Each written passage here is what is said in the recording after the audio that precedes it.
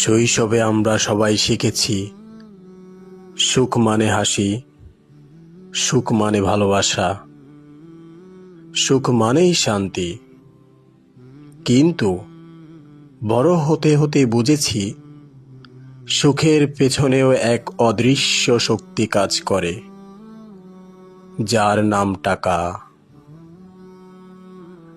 টাকা না থাকলে অসুস্থ মা শুধু কষ্ট পায়, টাকা না থাকলে ক্লান্ত বাবা অপমান সয়ে যায়, টাকা না থাকলে সন্তান স্বপ্ন আঁকতে গিয়েও থেমে যায়।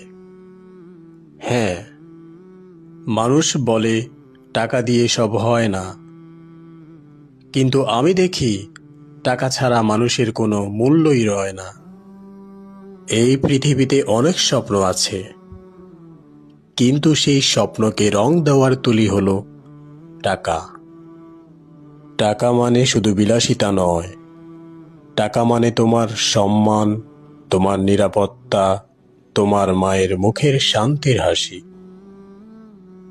টাকা শুধু কাগজ নয়, এটা হলো জীবনের নীরব শক্তি। এটাই স্বপ্ন ছোঁয়ার হাতিয়ার, এটাই সম্ভাবনার দরজা।